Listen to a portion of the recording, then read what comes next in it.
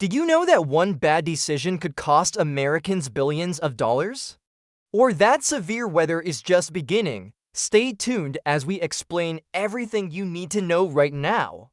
Overlay, you won't believe what happens next. Welcome back to the Daily Pulse. Today, we're diving deep into the biggest stories shaping our world this week. From trade wars impacting your wallet to life-threatening storms sweeping across the US, there's so much happening and we've got all the details. But before we get started, don't forget to hit that subscribe button and turn on notifications so you never miss an update. Did you know that a single OPEC decision could cost you an extra 20 cents at the pump? Stay tuned for details on why oil prices are falling and what it means for your wallet. We simplify complex topics like today's chaotic oil markets. Crude oil prices have fallen sharply over the past few days, in part due to OPEC's surprise move to boost production in April. But here's the kicker: the ongoing tariff debate could hit American drivers hard, with some regions facing steep fuel price increases. I'll explain exactly what's happening, who's affected, and how you can prepare. Let's dive in. So first things first, why are oil prices dropping?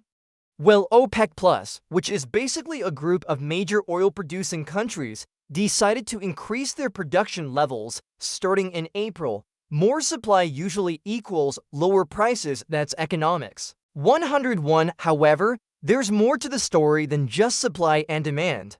Global economic uncertainties, including slower growth forecasts, are also playing a role in keeping prices under pressure. But wait, there's another layer to this puzzle. Trade policies, specifically tariffs, are creating headaches for consumers. If these tariffs stay in place, experts predict gasoline prices could rise by up to 20 cents per gallon in certain areas. That's not small change. These tariffs essentially act as taxes on imported goods, making them more expensive for businesses, and guess who ends up paying the price? Yep, us. So while OPEC Plus floods the market with cheap oil, tariffs threaten to counteract those savings. Now, let's talk about who feels the pinch the most. Drivers in rural areas or states heavily reliant on road transport will likely see bigger impacts. For example, truckers and delivery services may face higher operational costs, which could trickle down into everything from groceries to online shopping fees.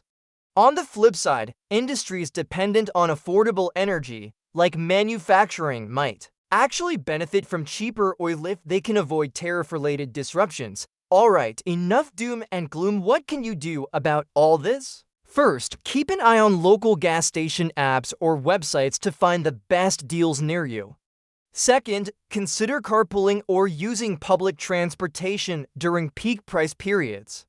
And finally, voice your concerns to policymakers if rising fuel costs start affecting your budget. Remember, awareness is power. 2. Government workforce cuts. What Elon Musk and Trump's plan could mean for America. What if the Department of Education disappeared tomorrow? Or thousands of federal jobs were slashed overnight? Stay tuned as we break down Elon Musk's role in reshaping the US government workforce and why it matters to you. Recently, Elon Musk met with Republican lawmakers about scaling back the federal workforce under the Trump administration, a bold move that could include permanent cuts through something called rescission proposals. These plans aim to claw back billions in already approved funds, and yes, there's talk of abolishing entire departments like education while targeting layoffs at agencies like Veterans Affairs, but without touching healthcare or benefits. So what does all this mean? Let's dive in. Why are federal workforce cuts being discussed? So why now? The idea behind these cuts is rooted in reducing government spending and streamlining operations. Proponents argue that a leaner federal workforce would save taxpayer money and reduce bureaucracy, but critics warn that cutting too deep could hurt essential services and leave vulnerable populations unsupported. Enter Elon Musk, known for his disruptive ideas, who has been vocal about shrinking inefficient systems. His involvement adds an interesting twist. Can private sector efficiency really translate to public governance? Now, let's talk about rescission proposals. This isn't just about future budgets, it's about taking back money Congress has already approved. For example, if $10 billion was allocated for a specific agency, but only half was spent, the remaining funds could be pulled back into the Treasury. While this might sound fiscally responsible, opponents say it disrupts long-term planning and creates chaos within affected departments. Imagine starting a project only to have funding yanked midway. How sustainable is that? One of the most controversial ideas floating around is the potential abolition of the Department of Education. Supporters claim states should handle education policy instead of the federal government. However, detractors fear this could widen inequality gaps, especially for low-income school districts reliant on federal aid. Plus, who would oversee student loans, a system already riddled with challenges? It's a heated debate with no easy answers. And then there's the Department of Veterans Affairs, or VA, which provides critical support to millions of veterans. While reports suggest mass layoffs here, they also emphasize that healthcare and benefits won't be touched. Still, questions remain. How will staffing cuts affect service quality? Can technology fill the gap left by fewer employees? With so many veterans depending on the VA, any misstep could have devastating consequences. Finally, let's consider who wins and loses in this scenario. Taxpayers might see short-term savings, but over time, reduced services could lead to higher costs elsewhere, for instance, increased reliance on state programs or charities. Meanwhile, federal workers face job insecurity, and marginalized communities risk losing vital resources. On the flip side, proponents believe smaller government leads to greater innovation and accountability. 3. What happens when a trade war hits your car dealership? Stay tuned as we uncover how President Trump's tariffs and exemptions are shaping America's auto industry and why it matters to you. Recently, the Trump administration ignited a trade war with America's top 3 trading partners. But here's the twist. U.S. markets cheered after President Trump granted a 1-month tariff exemption for cars and parts coming from Canada and Mexico. Why did he do this? And what does it mean for automakers like General Motors and Stellantis and ultimately, you, the consumer? Let's dive in. So first things first, what exactly is a trade war? Simply put, it's when countries impose taxes or tariffs on each other's goods to protect their own industries. In this case, the Trump administration targeted imports to boost American manufacturing. However, these tariffs often lead to higher prices for consumers because businesses pass those costs along. That's why recent moves have sparked so much attention. They directly impact what you pay at the dealership. Now let's talk about that 1-month reprieve for Canadian and Mexican vehicles. Major automakers like General Motors and Stellantis lobbied hard for this exemption, arguing that tariffs would drive up costs for both manufacturers and buyers. Without it, experts predict significant price hikes not just for new cars, but also for replacement parts. Imagine paying hundreds more for repairs or seeing sticker prices climb overnight. This temporary relief gives automakers breathing room to adjust, but will it last? So who benefits and who loses from all this? For now, automakers win by avoiding immediate cost spikes. But if the exemptions expire without renewal, they'll face tough choices: absorb the added expenses themselves or raise vehicle prices further. Either way, guess who feels the pinch?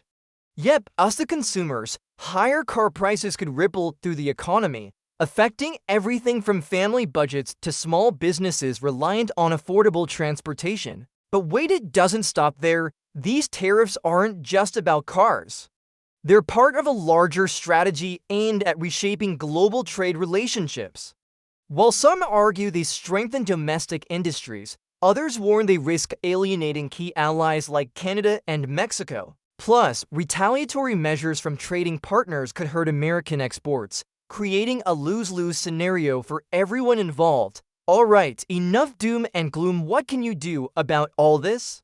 First, stay informed. Keep an eye on news updates about tariff extensions or changes they'll affect your next big purchase. Second, consider buying sooner rather than later if you're in the market for a new car. Finally, voice your concerns to policymakers. After all, public opinion plays a huge role in shaping policy decisions. 4. What happens when the president freezes billions in foreign aid and the Supreme Court steps in to say, not so fast?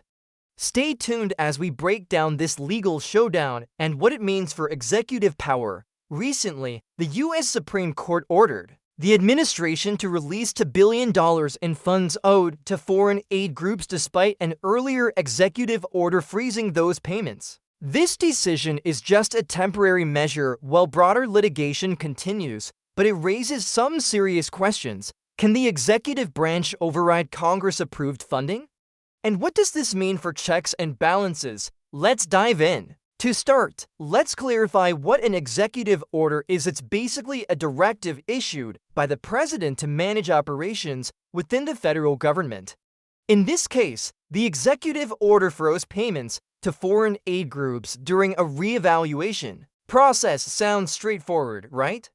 But here's the catch. These funds were already approved by Congress, so now we're looking at a clash between two branches of government, the executive versus the legislative, and that's where things get interesting. The Supreme Court stepped in with a temporary ruling, ordering the administration to pay out the $2 billion.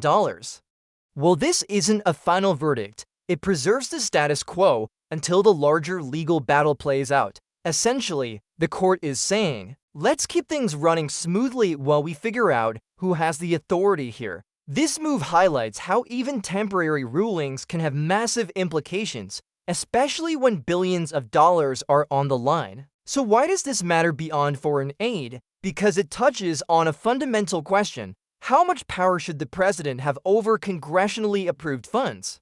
If the executive branch can freeze or refuse payments whenever it wants, it could set a dangerous precedent. On the other hand, supporters argue that such flexibility allows the president to respond quickly to changing priorities or emergencies. It's a classic debate about balancing efficiency with accountability. Now let's talk about winners and losers. Foreign aid groups benefit immediately from the Supreme Court's ruling since they'll finally receive their funding. However, taxpayers might wonder if their money is being spent wisely or if it's caught up in political gridlock. Meanwhile, the administration faces potential limits on its ability to act unilaterally, which could reshape future policies. Ultimately, everyone loses if this kind of uncertainty becomes the norm. Looking ahead, the bigger lawsuit will determine whether the executive branch can legally withhold congressionally approved funds. Until then, expect more twists and turns as both sides present their arguments. For now, though, the Supreme Court's decision serves as a reminder that no branch of government operates in a vacuum and that checks and balances remain critical to democracy. 5. Tornadoes tearing through homes, lives lost, and entire communities devastated. This isn't a movie. It's happening right now across America. Stay tuned as we break down the chaos caused by this week's severe weather and how you can stay safe. Since Monday, violent storms have wreaked havoc across multiple states, including Mississippi, where tornadoes left a trail of destruction, injuring residents and claiming lives. And here's the scary part. Peak severe weather season is just around the corner, with even more extreme conditions expected nationwide. In this video, I'll explain what's happening, why it matters, and how you can prepare. Let's dive in. Let's start with the facts. This week's storms have been catastrophic, particularly in Mississippi, where tornadoes flattened homes and left families displaced. Emergency responders are working tirelessly to rescue survivors and provide aid, but the damage is widespread. Beyond Mississippi, other states have also reported injuries, power outages, and significant property damage. These events serve as a grim reminder of nature's raw power and our vulnerability to it. So why is this happening? Experts say climate change plays a major role, fueling stronger storms and more unpredictable weather patterns. Warmer air holds more moisture, which increases the likelihood of intense rainfall and tornado outbreaks. Combine that with urban sprawl where cities expand into vulnerable areas and you've got a recipe for disaster.